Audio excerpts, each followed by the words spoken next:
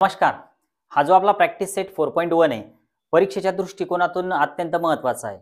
यामध्ये जे समजा हे 4 एक्झाम्पल दिसतायत तुम्हाला. तुम्ही बघू शकता की हे जे 1 नंबरचं एक्झाम्पल आहे आणि मित्रांनो काय नाही, यामध्ये काय करावं लागतं की 2 ट्रायंगल काढावं लागतात. एक तर जो हा ट्रायंगल आहे आपला एबीसी वाला, ठीक आहे. बघा, हा जो एबीसी ट्रायंगल आहे, तर हा आपल्याला सिमिलर दाखवायचा आहे, म्हणजे समरूप दाखवायचा आहे मराठीमध्ये. कोणत्या ट्रायंगल सोबत? तर एलएमएन सोबत. तर हे आपलं पहिलं एक्झाम्पल आहे. तर यामध्ये काय होणार आहे की हा ट्रायंगल आणि हा ट्रायंगल हे दोन्ही पण ट्रायंगल वेगवेगळे निघणार आहे. थोडक्यात एबीसी वेगळा असेल, जसं की समजा आपण हा जो ट्रायंगल आहे तर हा एबीसी असा वेगळा काढणार आहे, ठीक आहे. आणि जो एलएमएन आहे तर तो असा या साईडला वेगळा काढणार आहे आपण, कारण जे व्हर्टायसेस आहे म्हणजे थोडक्यात त्यांचे जे शिरोबिंदू आहे तर ते वेगवेगळे दिलेले आहे, एबीसी एलएमएन. तर हे झालं आपलं पहिलं एक्झाम्पल.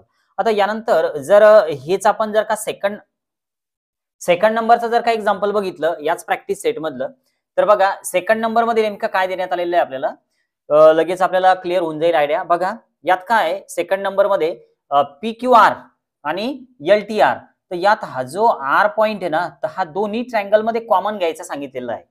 जसं यामध्ये नव्हतं, यामध्ये दोन्ही ट्रायंगल वेगवेगळे आहे, पण या एक्झाम्पल मध्ये कॉमन पॉइंट आहे की जो आहे आर. मग आता हे एक्झाम्पल काढत असताना काय होईल की हे दोन्ही ट्रायंगल एकमेकांमध्ये आपल्याला कशा पद्धतीने दिसतील, तर आर जो आहे ना तर तो कॉमन पॉइंट येईल, ठीक आहे. आर हा कॉमन पॉइंट येईल. त्यानंतर आपल्याला असे ट्रायंगल ड्रॉ करणं आहे या ठिकाणी. तर आता यातला मोठा ट्रायंगल कोणता, छोटा कोणता, म्हणजे थोडक्यात आपल्याला हे लक्षात आलं पाहिजे की हा जो पीक्यूआर आहे आणि एलटीआर आहे, तर यातला मोठा आणि छोटा ट्रायंगल नेमका कसा ड्रॉ होईल. तर बघा इकडे रेशिओ दिलेला असतोय, हा बघा रेशिओ. तर रेशिओ मध्ये काय केलेलं आहे, पीक्यू ही साईड जी रेशिओ आहे तर 3 घेतलेला आहे, म्हणजे 3 ही ट्रायंगलची साईड नाही पण रेशिओ मध्ये येते. आणि एलटी मध्ये काय तर 4 आहे. थोडक्यात जी एलटी साईड आहे तर ती आपल्याला मोठी घ्यायची आहे. मग आता एलटी साईड या ट्रायंगलची आहे, म्हणजे थोडक्यात एलटीआर मोठा येणार आहे. तर आता आर आपण इथं घेतलेला आहे, तर इकडं हा जो मोठा ट्रायंगल आहे तर हा एलटीआर बनल आणि जो लहान ट्रायंगल आहे तर तो कोणता बनल, पीक्यूआर. याच्यात 2 ट्रायंगल दिसतात तुम्हाला. आता 2 ट्रायंगल नेमके कोणते तर हे तुमच्या लक्षात येतंय का बघा. हे बघा, हा जो आहे तर हा एक ट्रायंगल बनणार आहे इथला, ठीक आहे ना. हा लहान ट्रायंगल म्हणजे कोणता, पीक्यूआर, कारण ते एकमेकांमध्ये काढायचे आपल्याला. आणि दुसरा जो ट्रायंगल आपल्याला काढायचा आहे तर तो हा पूर्णवाला, हा वाला पूर्ण. तर हा कोणता ट्रायंगल होईल, तर हा होईल एलटीआर, म्हणजे एकमेकांमध्ये 2 ट्रायंगल बनतील हे. ओके. आता यानंतर जर असंच आपण थर्ड नंबरचं एक्झाम्पल जर का बघितलं तर नेमकं काय काय दिलेलं आहे थर्ड नंबर मध्ये, तर ते पण एकदा चेक करून घेऊ आपण. हा प्रॅक्टिस सेट नंतर आपण सॉल्व्ह करणारच आहे. बघा आता हे जे थर्ड नंबर एक्झाम्पल आहे तर यामध्ये आरएसटी आहे आणि सोबत काय आहे, एक्स वाय झेड.